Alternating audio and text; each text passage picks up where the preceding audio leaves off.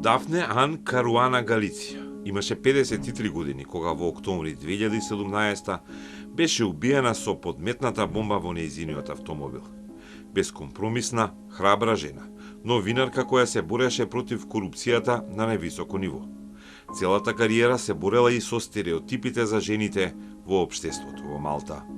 Во нејзиното убиство беа вклучени гангстери, платени убици, политички актери од владата и милионери од островот Малта. Правниот систем уште не го реши случајот до крај. Низиниот син Метju Galicia, исто така новинар по професија, ја води фондацијата која го носи името на храбрата мајка.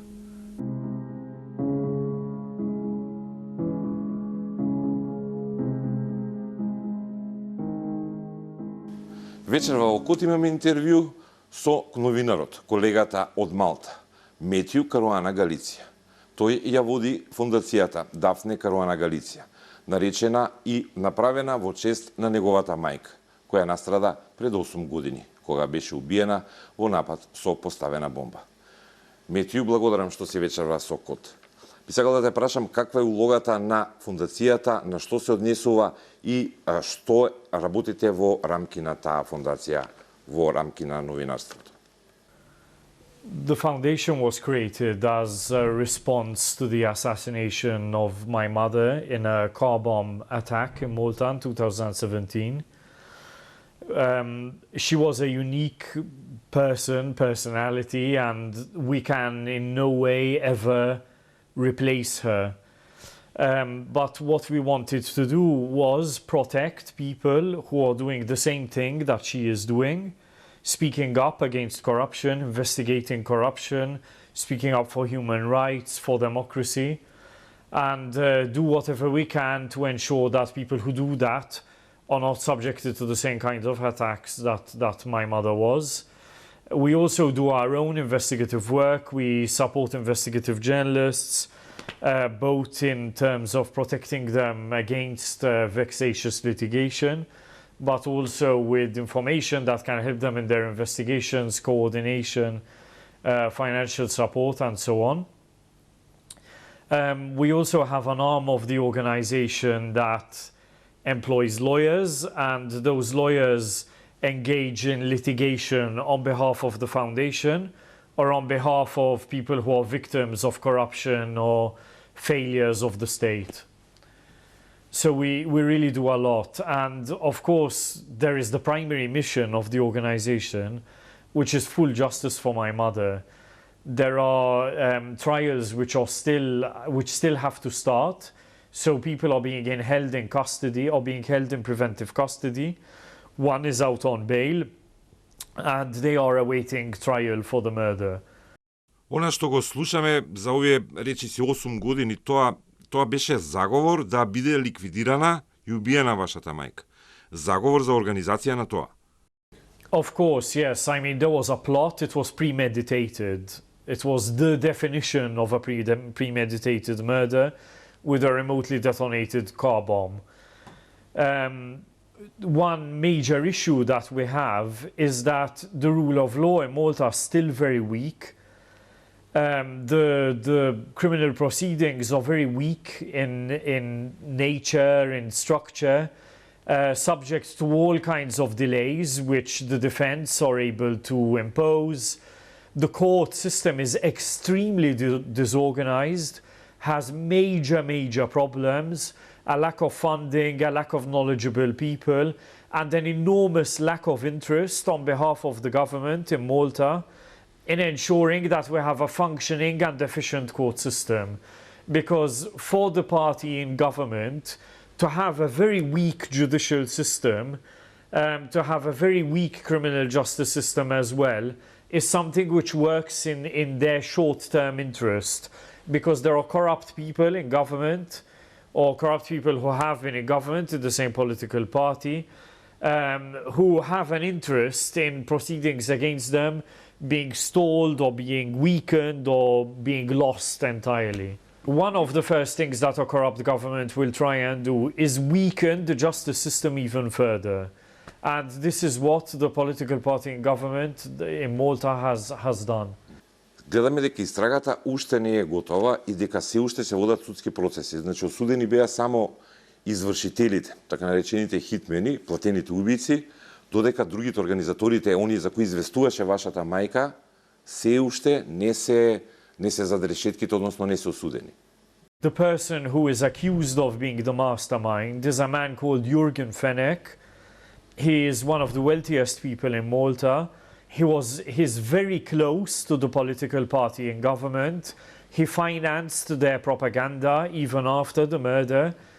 And he has just been released from preventive custody since he has been in custody for so long. This is a factor of the justice system in Malta being so weak and so bad that they had to release him from custody because the trial hasn't started yet. So right now he's out in the street even though he is accused of murder. My mother was investigating him for bribery involving the most senior people in government in Malta. There was a lot of pressure on my mother before the assassination. Може би пред нападот тие дополнително провоцираа лош однос во општеството кон неа.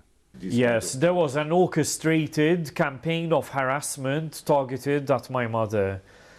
Libel suits by the same small group of people, propaganda on the television and radio and social media of the political party in government.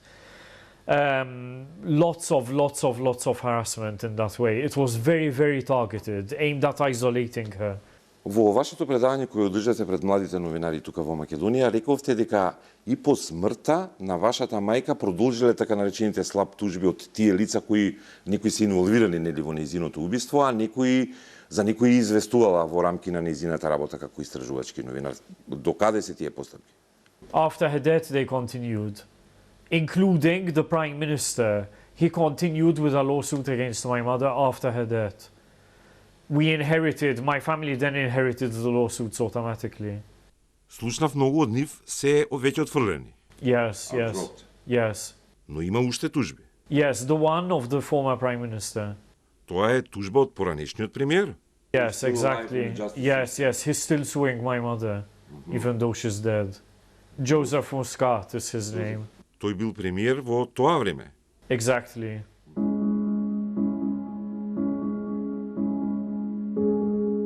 Во вашата биографија прочитав дека сте работеле во повеќе држави како новинар и на повеќе континенти.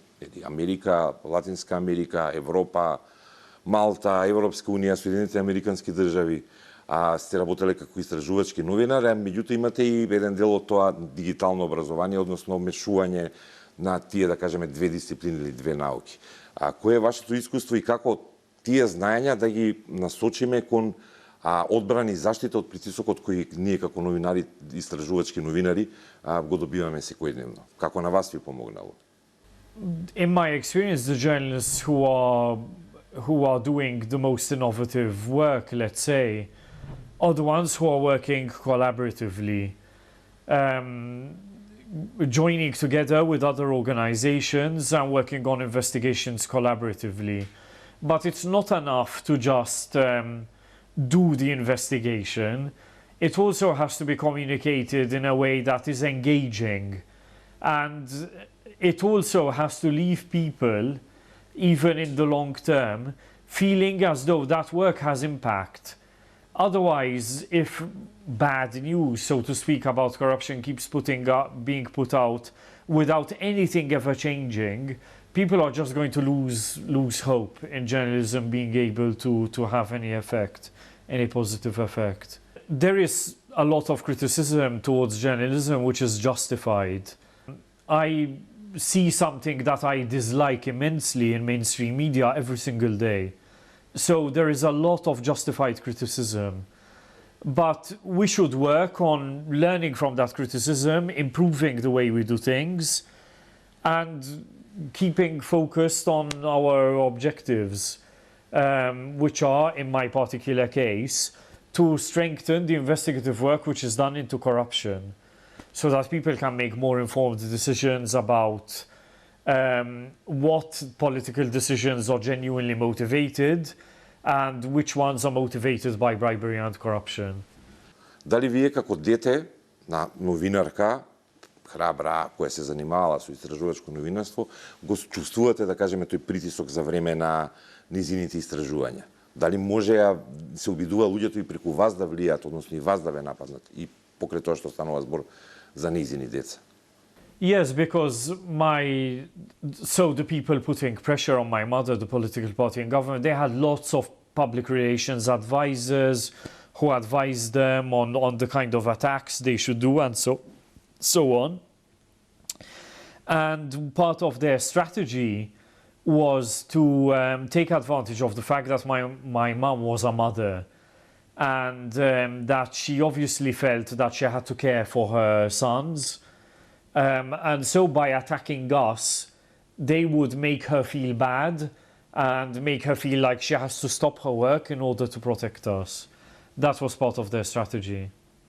И во Македонија имаме и ние колешкиве од КОД има такво искуство да, например, по правење на некои емисии, прилози, стории, и покрај тоа што со нас заедно ги правевме тие такви или слични други, да кажеме, стории, женските колешки почесто добива, да кажеме, закани или им се вршеше притисок врз нив за разлика од мажите новинари.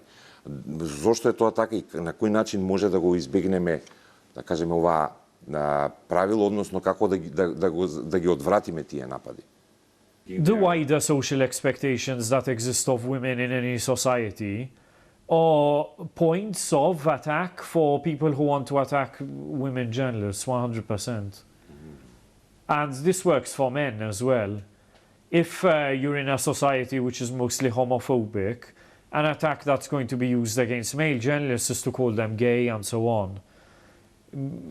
If you're in a society that has unrealistic expectations of women, then those expectations are going to be used as an attack vector, for sure. Ви благодарам, Метју, што вечера бевте со нас во КОД. Thank you for listening to me.